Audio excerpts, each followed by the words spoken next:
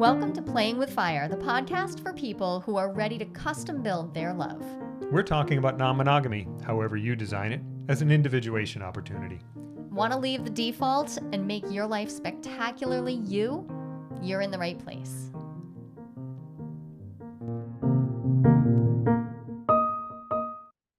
I'm Twitter-pated. I don't even know whether that's a real word. Well, you're Twitter-pated. Well, tell me.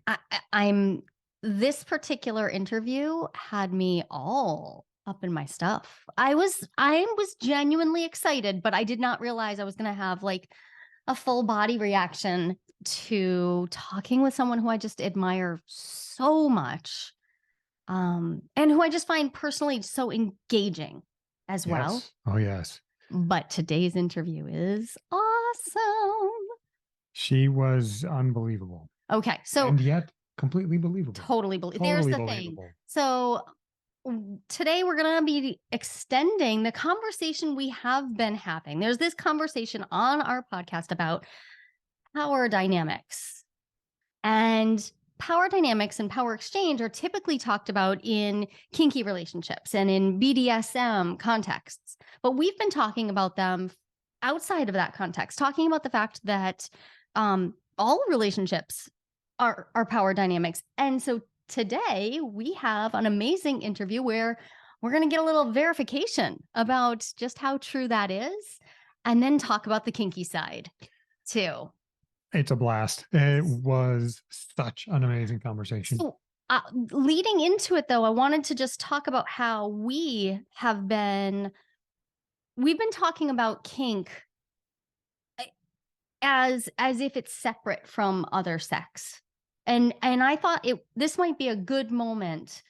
You know, sometimes, like, I don't mean we, like you and I, but in general, kink gets sort of separated out. And even how I label our interviews, sometimes I think, well, I'm trying to make the titles be really clear for people. And and sometimes you're thinking, well, I don't need that interview about kink because that's separate or different or kink, distinct. as though it's a compartment of sex that not everybody opens. Right. And while that might be one way to view it, another way to think about kink is just that it is just a way that someone might choose to label the kind of erotic experiences that they want to have, are thinking about having, or are having.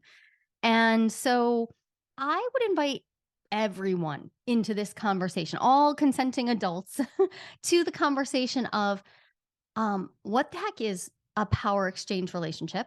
What is its role in kink? Like what we're going to be talking about that stuff. And to me, a conversation like this is not just about creating your most juicy and satisfying sex life, but about creating a healthy relationship. So yeah, that's what we're here for. Yeah. And bonus, I feel the meld of how this is why I got into Jungian psychology, because right from the beginning, I felt how it was so obvious that the symbolism and the focus on the unconscious and the symbolic and the archetypal in Jungian psychology made so much sense to my erotic self. And I've known I was kinky since I knew what the word kinky was when I was like, I don't know, maybe 14 years old, 13 years old. And it just, these two ideas, they just mesh together for me. And in this interview, I think you'll learn a little bit more of why and how that all works out. Definitely. I mean, listening to Mollena's stories alone, listening to the things she had to say was an education all by itself. And then listening to the two of you mesh and meld the way you were talking, just amazing. It's a reminder to me that depth psychology is not about, well, first off, it's not just about old white men, but also depth psychology is not about other people's stuff in other people's books. It is about taking the unconscious seriously and allowing symbolic imagery to be meaningful. It's just taking that seriously. And so it's not separate or different from the rest of our life. It's personal. It's incredibly personal. So Okay, enough about that. Let's just get into this interview. Let's do it. Multi-hyphenate wonder, Mollena Lee Williams-Haas is a storyteller, writer, performer, actor, muse, alternative lifestyle educator, activist, revolutionary kink expert, and now she is also the Kink Doula. So listen up, everybody. You got plenty to learn from Mollena. And there we go. Got it. Welcome, welcome, Got it. welcome, Mollena. Mollena Williams-Haas, thank you so much for joining me. I literally I had the anxiety sweats and I never get those anymore. Why? But I was so excited to talk to you. Oh, for a good reason. Okay. Yeah, it's for a good reason. I was like, this It's is an it. honor. This is the dream for me. I'm like, Wow. I'm a big fangirl. It's true. I've never seen you so excited. I may have had a moment. I may have had a little moment. Yay. Now I'm all super shy and squishy. Well, it's just Thank you funny so much. because like to me, you embody so much of what I love to see in the world, like in the educational world, in the Yeah. performing world. And so I'm just super excited. And when I saw that you had a new thing that you were calling the Kink Doula, I'm like, I want to make sure everyone knows about this. Yeah. So we want to talk about all the things, but let's just, I would love if you could start us off with telling me a little bit about why you even care about, like, why do you do power exchange? Why does this matter to you? Mhm. I will say that I have actually been discussing this with my therapist. When you are a pervert and you are out and you're in therapy, there are all sorts of opportunities for education. And I always take that in as part of what I'm doing. Like, yes, I'm in therapy, but I also want to train my therapist to appreciate and respect who I am. And since that is such a overarching aspect of my life, I wanted to share that with her. And one of the things that I said, you know, that point when like a therapist starts like writing real fast and you're like, yeah, that was a good nuggets right there. You got I an A in mentioned to therapy her, then. I mentioned to her that I saw, for me personally, power exchange relationships as being a harm reduction model for relationships in terms of who I am, where my pitfalls are. I have a tendency to martyr myself. I have a tendency to push too hard. I have a tendency to subsume myself into other folks in relationships. And ironically, a lot of people assume that that is what power exchange is about. And it certainly can be. But over the decades now, I hate to say it, but I'm old as hell. Over the decades, what I've discovered is that it's not about subsumation, it's about elevation. It's about taking the essence of who I am and putting it into the context of a master slave dynamic, into the context of a dominant and submissive dynamic. And what I discovered was that in a healthy power exchange relationship, which is what I would consider I'm involved in right now, the difference for me between my pouring myself out into a black hole, which is what it often felt like in my previous relationships, I have so much grace and joy and gratitude reflected back to me by my owner slash husband, who was known as a spouse meister, because I was like, we're married, but he's also my owner. How do I talk about that? Spouse meister, there we go. Oh, But what was really informative for me was realizing that the person I am can actually have a safe and beautiful power exchange dynamic when my service is acknowledged, when I abide by the prime directive, when I say to myself, you know what's most important here? Joy, happiness, fulfillment, you know, positive vibes, all of that shit. That's at the top of my power exchange. And I see it as such a wonderful way for me to stay who I am and do so safely. mm. I I love that so much. And so last night we just wanted to take a little swim in the Mollena seas. So last night Ken and I watched The Artist and the Pervert Yeah. because I wanted to remind myself of what it was that when I first came across your work, I felt that what you were just talking about. I felt like it it reminded me of something I didn't know. I felt like you were Mm, reminding me of something very human yes. about power exchange. And I was sure Mhm. that if I saw you on film, if I saw you and it was accurate, I was like, that's it. There's this profound love and respect for each other in your relationship with the spouse meister that Mhm. I feel like we just we don't get to see the inside of. Yes. And Yes. then to add to it the fact that you have specifically a master slave negotiated, relationship, it feels like it violates all of the norms in all the best ways. Which, yeah, Yeah. Yeah, exactly. yeah, and I just love it. It's interesting because one of the things that we do when we are sort of out in the world is that we try to be as honest and forthcoming and open as we possibly can about our relationship. Everyone doesn't move at the same speed. And so those words, master slave, are very impactful for folks.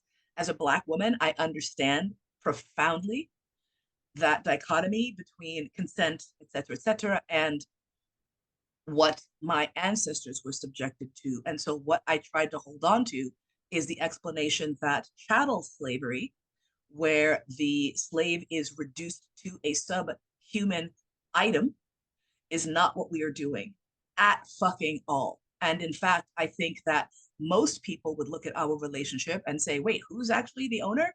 Because he treats me with such love and such respect and such tenderness that folks don't see that that is something that can be part of slavery.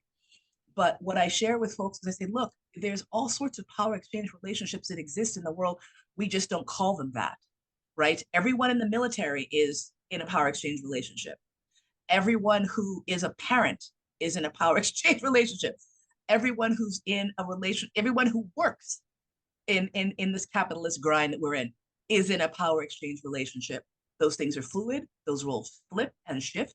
However, there is always an imbalance of power. It might be 1%, but in every situation, there's always going to be some power imbalance. And sometimes a power imbalance tips in really interesting ways. There are times when I have more power than my owner. For example, if we are in a scenario where we were talking about race and DS and MS, I have a more powerful position to speak from than the old white guy. Right. Because it's really challenging. Yeah. That it's just so beautiful that you like the way you're challenging this is from inside and outside at the same time. You Yes, are absolutely. Yeah, and as a white woman who knows that it is not my role to speak on certain things, I want to elevate your voice and make sure that it's understood without overlooking just even a tiny bit the fact that you're naming, like, you're talking openly about race play in kink dynamics. Almost no one's doing that. I just want to shine a great big spotlight on the fact that it's so tender and so difficult. And here you are doing this work, and I'm so deeply grateful that you are. Thank you. It wasn't necessarily voluntary. I not that I felt railroaded into it, but what I felt was these were discussions that I wanted to have. No one was having these discussions at the time when I first came into the scene in the mid 90s. I think in the first 5 years that I was involved in the community, I think I saw one other person who was publicly talking about it and discussing it. And their approach was very confrontational. And I do not utilize a very confrontational approach. Like they had the N word like in the class title. And I was like, whoa, that's a lot for me. Like I wouldn't have made that choice. I absolutely respected that. And I said, I'm going to do a different way. I'm going to come in from this side and try to explain it in terms of humanity. And the moment I realized there was no fucking way for me to escape this was when I had a white woman come running up to me at a BDSM event and go, I saw you do this race play scene. I really wasn't prepared for it. You really need to warn people. Blah, blah, blah. She's going on and on and on and on and on. And I'm listening to her and I'm thinking, I have never done any of these scenes without express consent and notification of the people in the dungeon or around. So I'm like, I'm not sure what scene you're talking about. And she started describing the scene and I laughed in her face because I said, you know what, honey? That was not a race play scene. That was my dom, who is white, yes, doing Japanese rope bondage on me. There was no racial aspect to it. In fact, this guy is so California sensitive, he can't even say the phrase, the N word, right? Like even that is too much for him. I said, so what happened was you saw my body and you made assumptions. So that's on you.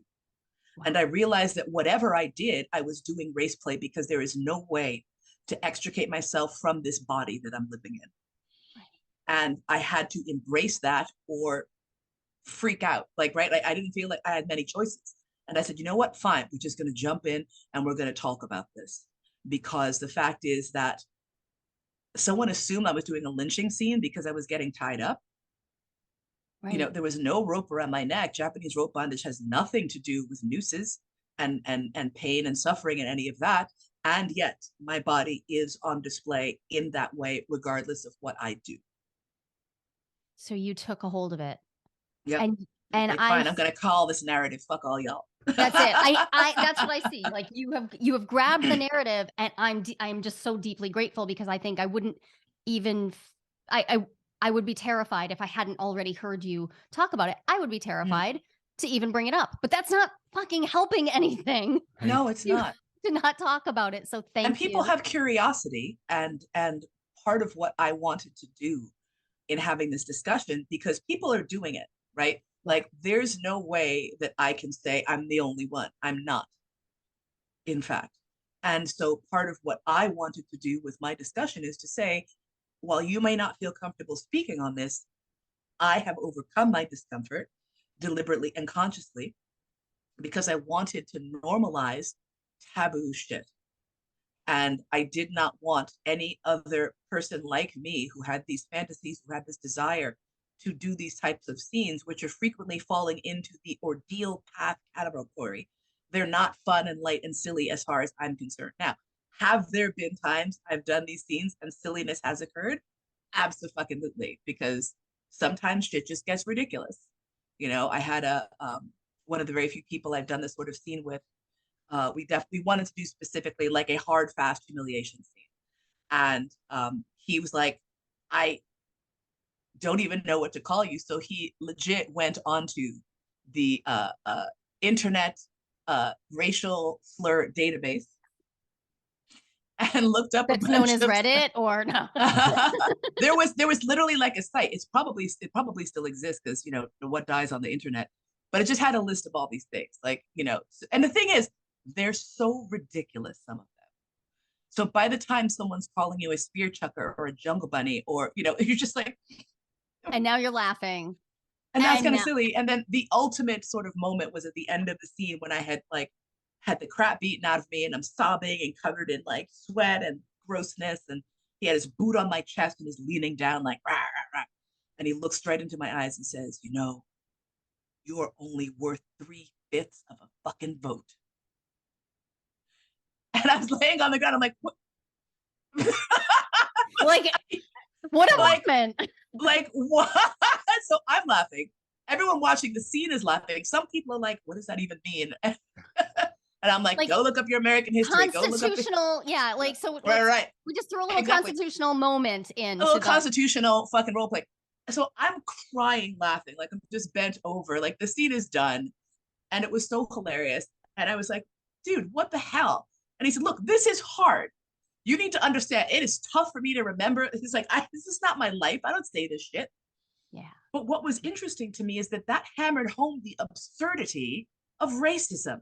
It's stupid and dumb and ridiculous and laughable. And there's a huge difference in the life of a brown person when you can laugh at that idiot versus letting their hatred burn you. And this was one of the steps I took towards fireproofing myself, because I realized I had pity for those people. You're living with so much hate in your heart. I'm amazing. The fact that you have put me into a category that has nothing to do with human or nothing to do with intelligence or whatever else, I'm sad for you. You miss out. You miss out on an incredible cornucopia of cultural amazingness that I bring to the table, that I bring to the dungeon, that I bring to the classroom.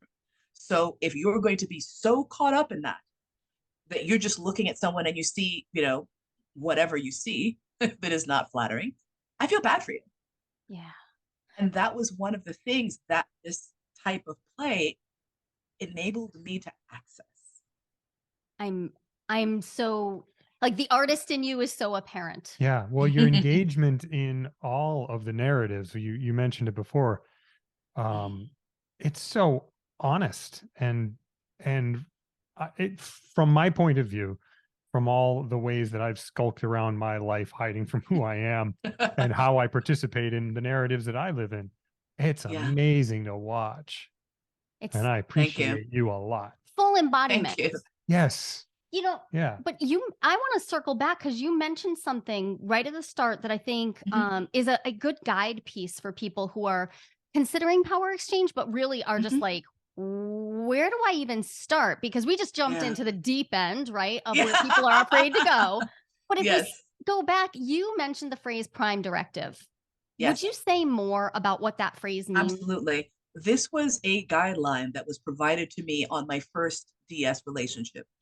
And it was one of these folks who had a very formal leather house structure, and it was led by this cisgender male dominant, his partner who was a queer leather woman, and then all the sort of subs who were part of the house. And we had like a year of training and consideration before we could move on to being considered for a full-time caller. It was all very, very, very. However, the most amazing thing I learned when we were first negotiating our relationship was what he called the prime directive. And I was like, what? I'm not supposed to interfere in pre-warp cultures? Because I'm a Star Trek nerd. And I was like, Yep. I don't have a way to interfere in pre-warp cultures. So, okay, I guess we're good. And we're laughing. He's like, well, okay, haha, no, it's not what it is. And so what the prime directive states, and this was the first rule of the household, is it is the primary responsibility of the submissive or slave to protect the property at all times, up to and including from the master themselves. And I'll say it again. It is the primary responsibility of the slave, the first thing that you are responsible for is protecting your health and well-being on all levels, physical, emotional, psychological, spiritual, all of that shit, including protecting yourself from damage that might be inflicted by the dominant involved. And what is so elegant about that is those of us who are martyr bent, right? Those of us who are perpetually throwing ourselves on the bungee sticks of pain and suffering in order to prove how worthy we are, that is no longer the ideal way to be. The ideal way to be is to say, you know what, sir, ma'am, whoever, I'm having a shit day. I need help. The task list you gave me is overwhelming me. I'm freaking out. Please help me. And those words are words I would never have freaking said prior to being in a power exchange relationship. But it's my job now. It's the most important thing. That is right? And elegant. it's like, Elegant is the word. That's amazing. it's so good, So right? simple and so wow. Yeah. And there's nowhere it doesn't work. Yeah, I'm blown away thinking about the number of clients I've had, play partners I've had who struggle with wanting to submit so that they don't have to do that one thing. Yeah. They will do anything else just so they don't have to do that one thing. And it's funny, right? Because in that is the kernel of deep respect for themselves, where from whence they could actually engage in the life that they want fully. It almost it feels so pivotal, like a kernel of just truth you could plant almost anywhere. I really appreciate that. It works everywhere. And the example I give in how the prime directive is utilized in everyday life is every airplane announcement that's ever been made, where they tell you, put your mask on first before you help anyone else. Yeah. Your kid might be turning blue next to you, but the jack shit you can do if you're struggling to help them and fix them and you don't have your shit together. Yeah. And it underscores the necessity of real self-care, which is management of your emotional expectations, which is management of your personal expectations, which is being vulnerable and sharing when you just fucking can't anymore. And that is so hard for service people. And having that be supported and insisted upon by your dominant, by your owner, by your master is remarkably liberating. And this is the irony. I am so free. I'm so free to explore this because I know the most important thing I can do is fucking take care of my shit first and reach out when I can't do anymore. Where it used to be, I thought that suffering in silence was the optimal way to go. And being raised under the paradigm of the strong Black woman, and having watched other strong Black women in my life actually die because they refused to get help, because they were pushing through. My grandmother died of kidney failure because she was pushing through. My cousin died of a pulmonary embolism because she was pushing through. And another person in my family lose most of their foot because she was pushing through. And I look at us, I look especially at my demographic, and I say, God damn, I wish you could all just pick up the prime directive. Y'all don't have to be submissives, you don't have to be slaves, but wouldn't it be amazing if you considered the fact that your health and well-being were paramount, and that you're taking care of yourself, you're pulling back when you can't anymore, is actually the best thing. Pushing through is not optimal. It's not healthy for anyone. And you know what happens when you push through again and again and again and again and again and again? Resentment builds. Mhm. Eventually, that seed of resentment will take root. I've never seen it not happen. Yep. That's a human thing. That's fucking human. That's what I'm seeing all over the place. I'm seeing in my clients, in my friends, in my community. I'm seeing people who are struggling with resentment and can't, they're really struggling to own where that Yes. started. Where did it start? And it's so easy to turn our attention outward and look at the sources we imagine and forget that the empowerment comes from recognizing where it's when I stopped allowing myself to ask for help. Yes. When I stopped allowing myself to receive help. I feel this is so far beyond kink and into, I think, what you were saying at the beginning. We are all in power exchange all the time. Yep. And so this is about whether we're conscious of it or whether we are just living out a bunch of scripts that don't serve us and trap us. And instead you have freed yourself by really digging into the psychological realities of living in a world where nothing is ever balanced. It's always in flux and flow. Absolutely. Brilliant. And that I think that once people start to catch on to the fact that that actually is freeing, because unlike a chattel slave, I chose this. I wake up every day and make a conscious choice. I can leave this at any time. Right. And the reality is my owner, my husband, doesn't own me, doesn't love me because I am a piece of meat and his property. He loves me because he loves who I am fully. And this is when I talk about the difference between healthy power exchange and less healthy power exchange.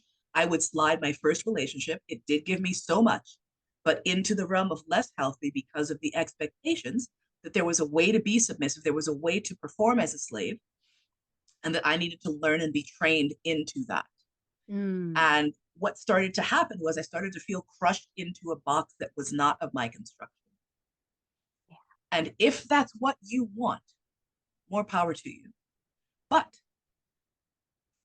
anecdotally, most people fucking don't want that. Right. We want most people don't fucking want that. No, I want that. I want the box that fits me perfectly. Yeah. Exactly. And so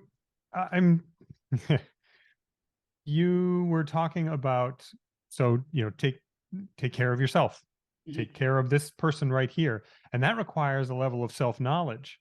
Absolutely. That I know for me takes active effort. And I know I need more of that effort to know myself well enough. Yeah. And that includes knowing what my kinks are. And so for somebody who's like, I feel like there's some things I could explore, but I'm not sure how to go about figuring out what's for me. What advice would you give to somebody who's in that spot? The first advice I give is porn. The first advice I give is what are you jerking off to? Yeah.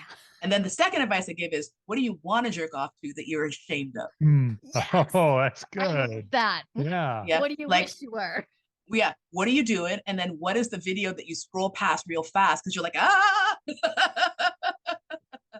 Oh, hell yes. That's actually how I found Ken's number one kink was I asked him to show me something really, really sketchy. I was like, show me the sketchiest thing that you've ever jerked off to. And he's like, okay.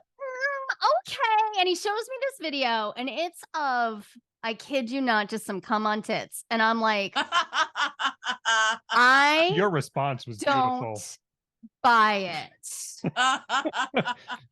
After that, our actual kinky life could start. Because after that, he was able, I called his bluff and said, no, show me the real thing. Because that ain't it. Which gave me a safe space for it. Right. Which is very helpful because you're... I clearly wasn't a safe space on my own. I was creating my own unsafe space and hiding in it. This is the thing. And this is part of the reason that I got out of my own way and opened up to doing consulting and individual classes for folks under the umbrella of Kink Doula. Yes. Because over the years, so many people would come to me and have these conversations and would say, wow, thanks. I had not considered it in that light. Wow, thanks. I hadn't thought about that aspect of it. And so I said, part of my facility is pushing past people's boundaries in a way that is opening them up to their own shit, right? To say, yes, you are embarrassed to talk about whatever, but because I am so into all of that, I can lead the way and say, look, I have jerked off to some really brutal tentacle porn. Yeah. There's all sorts of terrible, women being assaulted by 50 tentacles for an hour, whatever else is going on, people doing animal role play, people, pretending to be dead. All of this is all in the mix. And I just don't care. I was talking to a new potential client the other day, and they were sort of hedging on sharing shit. And I said, look, I have an acquaintance who has eaten parts of their own body. I know someone else for whom, their highest fantasy is cannibalism. They have gone through many, many lengths in order to find a way to have that be like a fantasy without actually killing and eating someone, etc. There's not much you can say that's going to shock me, and there's nothing you can say that will reduce your humanity and your worthiness in my eyes at all. I just don't care. And when people are searching out to see what they want to do, because it's just I don't know what I want to do. Look at the root. Look at the stuff that scares you. Look at the porn that gets you hot. Look at the shit that you secretly hide in a private folder on your phone so that no one else ever can have access to it, right? And then start from where that comes from. Yeah. What is it about? Is it about fear? Is it about overwhelm? Is it about terror? Is it about feeling safe? Because every type of scene can work for a myriad of purposes, right? A lot of people, for example, will look at age play as something that is dangerous and dark and terrible. How dare you? You're talking about kids. Well, first of all, we're not talking about chronological children. We're talking about finding that aspect in yourself, finding the kid in you that needs to come out and play in this dark way. And it can be healing. It can be cathartic. It's certainly not a replacement for therapy, right? My bellwether is, kink can be therapeutic, but it is not therapy. Hell yeah. You can go and do shit that can help you access parts of yourself, but then you take those parts and you fucking go to your therapist and you're like, oh, this is what's going on. Yeah. If you have an issue, it doesn't take a place of it. You're not going to cure your shit by doing a scene. No, before you can open up the imagination. Exactly. And get access to it. Yeah. And this is the thing, that I tell people, part of my emotional journey when I had several deeply spiritual experiences after I got sober, one of which was a discussion with my higher power who manifested as Ganesha, which I was like, I have no affiliation with that. I was raised Christian. I was like, this is fascinating that this was the deity that my subconscious chose. And the message that I got was, when I was like, what do I do? And the message that I got was live. Live as big, as huge. And the moment you think you've got it bigger, double it. Keep saying the things. Keep being open. Keep on that edge of discomfort when you're sharing something. Get to the point where the concept of oversharing doesn't fucking exist for you anymore. Because that's the way to get people to where I hope they can be, which is a deep spiritual connection to their darkest selves. Right. I'm so thrilled to have you here. Okay, so I just want to connect the dots. I want to be super, super simple for my listener. So I am a Jungian psychologist. So I'm all about the unconscious and the shadow, right? So if any of you have been following me because you came in through my sexual shadow work and you came to my sexual shadow class, Molena's your next stop, people. Like, do not pass go. Like, just directly to Kink Doula, because my work, like, I take people into that space of like, let's explore, and exactly like at the edges of those shadows, but I'm not doing the deep dive into this. And I did not realize the beautiful symmetry that there is here, but here it is. Like, here's your next step. If you haven't known where to go next after you take my class, like this, because this is what I wish for people. And it is the space I provide for my own play partners, but I've chosen not to have that be my primary workspace, and I'm so damn glad that you have. I am so glad. I like, my whole body just relaxed, because I so rarely hear people like offer it up. Like, I see people and I know people in person who really embody it, but I rarely see people creating a space where someone can just say, I need this help, and I don't know where my local dungeon is, or I don't know, like, right? But you're talking about offering a service where somebody can one-to-one talk to you about this. That's amazing. And say all the shit and know absolutely that there's nothing coming down except for love and acceptance. Because that's the space in which I live, right? Like, I don't know any other way to be. And part of my, long story short, when I first got sober, I was in a rehab. And the first night I was in a rehab, I had this experience where the floor like bubbled up and popped open, and this hyena was sitting there and was like, "Hey, my name is Bubbles. Nice to meet you. We need to go because this whole sobriety thing is bullshit." And I was like, "Wow, that DT shit is really real. I thought it was supposed to be pink elephants. This is way fucking scarier." And so I spent the next 3 weeks fighting with this bitch. I was like, what am I supposed to do with this? What is supposed to happen with this? And once I completed the rehab and I was out in the streets, I was no longer having visual hallucinations of this, but she was a presence that had been awakened and I had conversations with. And my assumption was that I needed to beat the crap out of this. So I would visualize myself smashing this evil, ugly hyena in the face, because we are not taught to love them. They are not an animal that is ever in Western society appreciated or loved. They're clowns or they're threatening, right? And so part of what I started to do after a year of trying to smash it in the face didn't work was I spoke to a friend of mine who also was a therapist, and I said, I'm not going to do that thing where I'm going to ask you to therapize me, but I would like your advice as to whether or not I need to run and get on some fucking meds, because I'm having these conversations with this screaming African mammal and I'm unsure about what to do about it. And when I told her about that, and then subsequently having this out-of-body experience where I spoke to Ganesha and had astral sex on 17 planes of existence, and then came back and was like, this world sucks. I need more astral projected sex. And what she said was, she said, you have sort of crammed into 6 months work that I would love to have done with someone even in a year. Oh, yeah. And you did it on your own. Like, that came to you. Your brain was ready. Your spirit was ready. Yep. And she was like, I'm not going to tell you to take meds. Very much the opposite. Keep having those conversations. And about a year later, I finally had the conversation where I deliberately sat and brought her to the fore and said, what the fuck do you want? I can't kill you. I don't know what to do.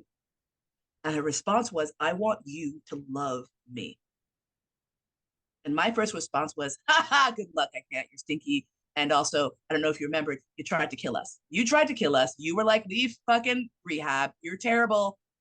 But I had this, the seed had been planted again. And I was like, how do you love that? Yeah. And so I spent the next couple of months really sitting and figuring out how to love a part of myself that I saw as ugly and grotesque. And the reality of that, what really helped me was starting from the cerebral point of view. What the fuck about hyenas? Why did I pick that animal? Yeah. Well, they're matriarchal. They are a fierce women-run business, right? Yeah. Yeah. They all have dicks. Like, every hyena has what, the male hyenas have a penis, but the female hyenas have one that looks very similar, and it's a pseudopenis. And the matriarch of the clan, you can always tell her if you're looking at a bunch of hyenas, because she's the one whose dick is limp when everyone else comes and erects themselves and subjects themselves to her magnificent, limpness. I'm like, this is amazing. These animals are fucking, and there's this assumption that they're scavengers, but they are. when that's what's there. But they are also fierce fucking hunters, and they can actually run an animal to exhaustion. They have the ability to run and chase a gazelle, casual, no rush, until the gazelle's like, I fucking can't. I can't. And then the hyenas are like, Eat okay, me. yeah, it's time. It's time for you to go. And so that gave me an insight into, I said, okay, so if that's that energy, strong feminine energy, strong protective energy, but that's not the aspect of myself that should be running shit. And I said, you are kind of amazing, hyena spirit, but you need to not be in control. You cannot be running things. So you need to find a place to live. Interestingly, she chose like my root chakra, and I was like, what even is that about? But that's a whole other story for another day. What was interesting is the idea that like when I do meditations through my body, the first thing that comes up is that energy at the core, at the base. And I'm sure it's no coincidence that in Hinduism, Ganesha chakra is the root chakra, because he is the god to whom you must pray before anything else. And so I was like, wow, I picked some really interesting archetypes. Your symbolic repertoire right there, like you just ran it. You are, that's on par with when I think about hearing like the stories of the dark night of the soul that takes you into the castle for 6 years. But Mollena's like, I'll cash do it in like 6 months. I'm fine. That's fine. I don't got time for that. I'm just gonna, this is fine. Let me just manifest this shit. Let me just get the, let's just get it. Right. And then the thing was, I was so ashamed and embarrassed to talk about it because I was like, I'm crazy. That's just going to sound nuts. And so one of my challenges, I was like, okay, my higher power said, I need to say the thing.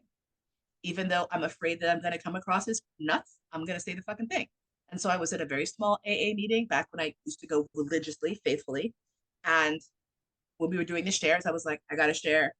Told about my hyena, told about having these like fights with her, trying to kill her, et cetera. And then after the meeting, like basically the whole meeting lined up to come up to me to say, you know what, I have that too. Or, you know what, I had not considered it, but you know what, like everyone related to it. And then I was invited to go on a storytelling podcast. And I was like, I'm not going to talk about it. And then actually the host was like, yeah, recovery stories are so passe. And I was like, does your recovery story passe category include like talking to hyenas and Hindu deities? She was like, no, say more. And so I did like a 7-minute version of this hyena manifesting, et cetera, et cetera. And then when I walked off stage, again, people just rushed. And everyone was either, I'm in recovery, I'm sober, I have had struggles, or someone in my family, and then I started getting people saying, I'm not an alcoholic, but this sounds like my depression. I'm not an alcoholic, but this sounds like my anxiety. And people found themselves in this story.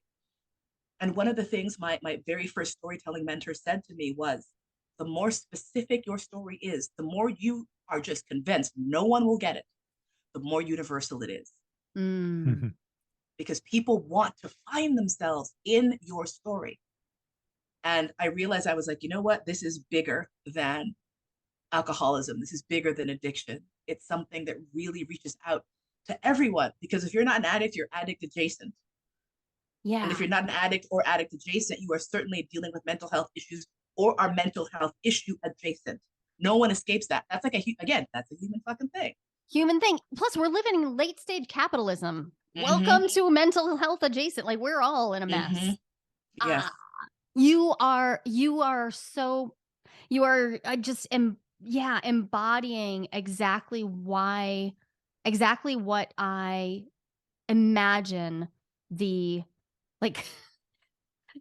archetypal teacher storyteller would be. Like, you just handed to us in what was that, like 10 minutes. Here's the symbolism, here's the story, and here's how it all relates to my sex. Yeah, but actually this is just my soul's work. Like, this is just this is just what I got to do.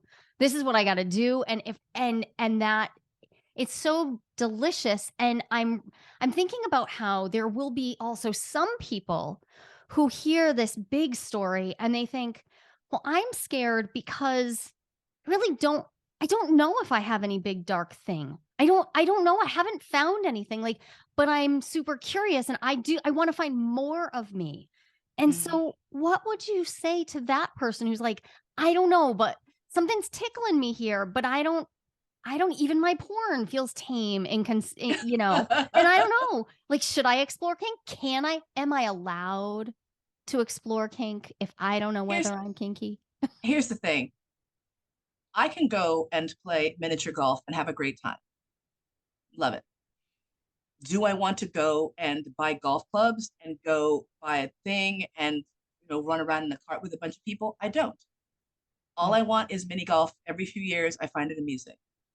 However, Tiger Woods, for example, has made an entire life and career with golf. And this is the same analogy that I make with kinky sex, right? Everyone is doing something. Like, I can ask people, they're like, I'm so vanilla. I said, so you've never pulled anyone's hair, had anyone pull your hair? No one's ever slapped your ass? No one's ever like shoved your face into the pillow a little bit or held your arms down or growled at you just that way? I said, look, this is a spectrum. You don't have to spend thousands of dollars and fly around the world as I do because I'm a fucking maniac in order to be kinky. You can grab a spoon out the drawer and chase your partner around the house with it, while wearing bunny ears and singing the Easter bunny's coming to town. And if that's what amuses you and that's what brings you joy, congratulations, you're a pervert. Being a pervert is a label that you put on yourself because you enjoy it. That's it. No one's there to fucking judge you. It's literally not a contest. It straight up isn't. And the reality is, no, everyone does what they're going to. There are some people who don't play with pain or intense sensation at all. Right. Because what they want is a power dynamic. They want to feel owned, or they want to feel that ownership and that domination over someone else. And then there's some people who want pain and they want sensation, but you fucking tell them what the hell to do. Right. That's it. That I just want to make sure everyone understands that it's spectrums and it's like multi-axes. Like, absolutely, there is no one way. So you have this delicious story that makes me think of all of this depth, and it's gnarly and right and sensual light. I mean, you want to really scare the hell out of me? Touch me lightly. I will freak out. I will freak out. So, and for someone else, that is their kink, right? There is no right way to do this. Nope. But I'm loving that you are offering a lens through which people could look at themselves, look into themselves, and know themselves better. So if they want to do that, tell our listeners how they learn from you further. Well, the first thing to do, get on my mailing list. The motivation for getting on my mailing list is that you will then have access to a free class on kinkdoula.com, kinkdoula.com. Sign up for the free class. Then you can see if you're like, no, this bitch is full of shit. You can hear what I have to say in this class format. And I also offer consultations for folks. And so if you're like, I don't know, hey, click on through, set up a consultation, see if that might be something that is reasonable or interesting to you. I just love having those conversations with folks. I just love seeing where people are and meeting them where they are and helping them to understand that who they are is already perfect. You're already perfect. You're already the perfect pervert you want to be. It's just a matter of giving yourself permission to access that if that's what you want. All I want to do is to help you write yourself that permission slip. That is amazing. Well, we'll put that in the show notes. It'll be in the show notes. And Mollena, you also have a podcast where your delicious voice rings across the world. Tell them where. I have All That and Mo, which is available anywhere podcasts are pooped out into the world. So starting from Apple down to, there's even like podcasting. So I was like, what even is that? Yeah, I don't even know what that player is. It's everywhere. Someone's using it apparently. So that is available there as well. And it's sort of all over the map. Sometimes it's about kink stuff. Sometimes it's just about life stuff. I talk about my journey with ketamine, antidepressant treatments, and travel that I'm doing, and the opera I starred in last year. And there's just a lot of cool stuff. So I invite you to jump on it. Yeah, this is the thing. You blow me away on so many different levels. I'm just genuinely like all over the place just to talk to you about this, and so thrilled that your work is in the world. Absolutely. Thank you so much for sharing it with us, and I It hope was that such you will an think honor about. and delight. Yeah, I hope you'll come back and join us again, I because would power love that. exchange is a topic I think that we will never run out of depth to go Hell no. to dive. Absolutely Thank not at all. Thank you so much, you guys. It was really delightful. There's no one right way to design your relationship.